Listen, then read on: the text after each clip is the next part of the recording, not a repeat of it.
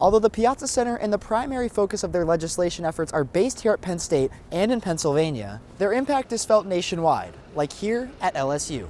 The State College Little Lions offense made its way to the end zone in just a split second. However, as you can see behind me, the roads are mostly clear and the snowfall didn't amount to very much. But this matchup that we're talking about right now, we're just 18 minutes away from tip, so get ready. We'll have the highlights for you next week on After the Whistle. And we have just hit totality. You might be able to hear the cheers. This is a very special moment. Thanks, Joey. Let's take a look at that game now to see if the Little Lions would get revenge after last year's 47-20 loss in the first round of the 6A bracket. I've been following this story for the better part of the last month, but it hasn't been just me following it. All the local businesses around the area have been too, and they're taking this opportunity to cash in. Sophia and Ali, I think they will. This team, tough loss last week, but they still have everything in front of them. You win the last four, go 11-1, you'll probably host a playoff game at Beaver Stadium. Our top story, an earthquake has rattled parts of New Jersey and Pennsylvania today and was felt as far away as Boston.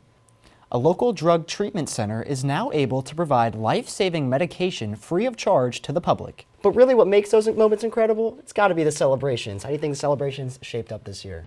Thanks, Ethan. Welcome inside the Convocation Center here at Mount Aloysius College, where the fans are still filing in for this big-time matchup here tonight. It's the 1A District 6 Girls Basketball Championship with the reigning state champion Bishop Guilfoyle Marauders as they're set to take on the Bishop Carroll Huskies. The teams are out on the floor right now. One important thing to note from the highlights you just saw with Bishop Guilfoyle and Williamsburg, freshman standout Leanna Williams went down early in that game.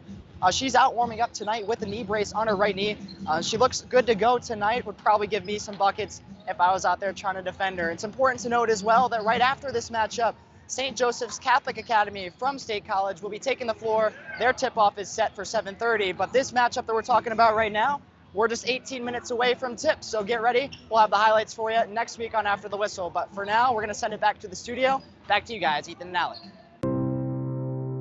Family photos bring back wonderful memories for Evelyn and Jim Piazza, including pictures of their two boys growing up in New Jersey. But not long after their son Tim went off to college at Penn State, it all came crashing down.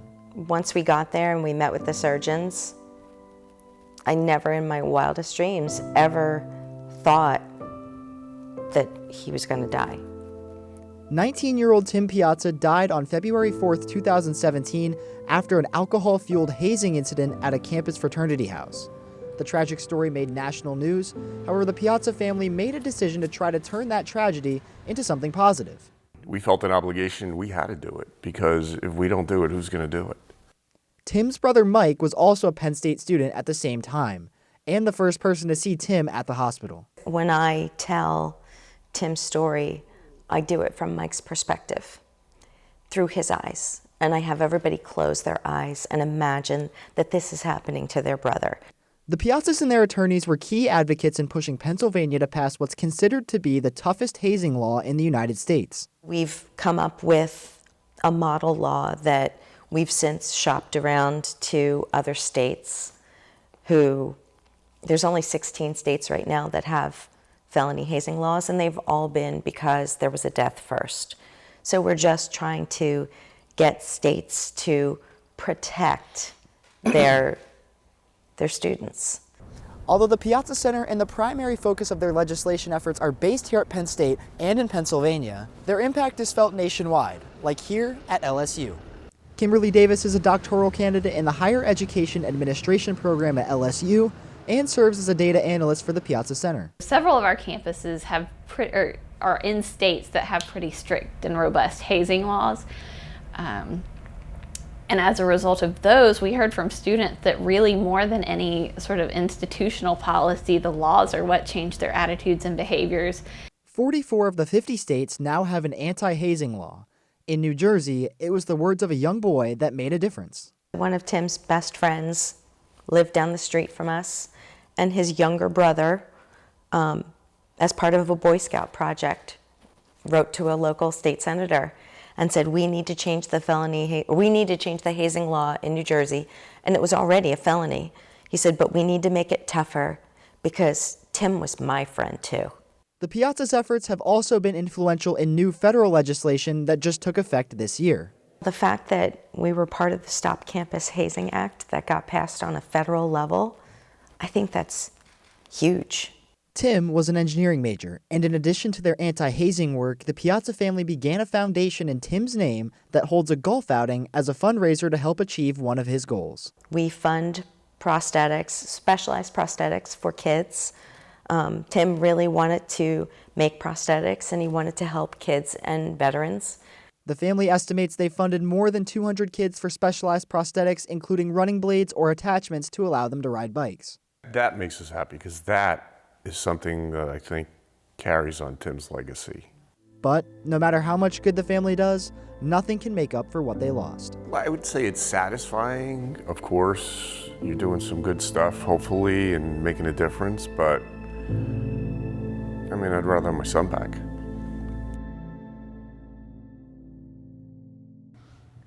No, you're not running your business right. A standing room only crowd gathered this week in Bellefonte for a public hearing on buses. Catago and Cataride services have rapidly grown in popularity over the last couple of years, so much so they're operating at a deficit. Cata says the losses are unsustainable. For instance, in Bellefonte, the total number of trips provided for 2022-23 was 41,100.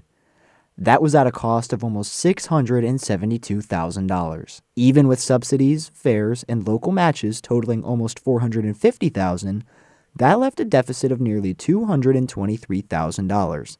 That's a $5.41 loss per ride. And we pay for that service by the hour from a contractor, so we can really scale that service depending on how much money they're able to put into the system. So we've been talking about a number of different options based on what they can afford.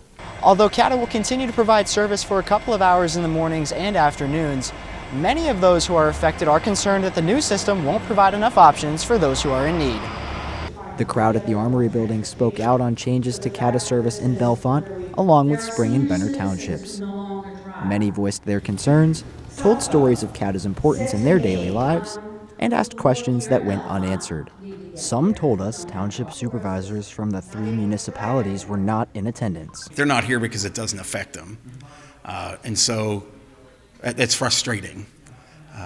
And so they should be engaged, and they should be involved in this discussion. It's important. A lot of people's lives are going to be affected.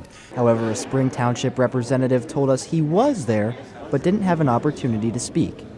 Our requests for comment from the other supervisors have not been returned. In Bellefonte, I'm Eric Morris for the Center County Report. On the streets of London and Edinburgh, most people will tell you they're keeping a close eye on the U.S. election. I think it's like often the top news story every single day, which I actually kind of think is frustrating. And it doesn't matter if they're older or younger. I know about Project 2025, like we know about those things here, and we're like, okay, that's a terrible news for the climate and for all people all over the world, because what the U.S. does obviously impacts us. For Europe, what happens in America matters. 400 million Europeans can't vote in the U.S. election, but it's still an election they have to really care about. And so that's why you're seeing as much coverage as you are. Mark Landler is the London bureau chief of the New York Times.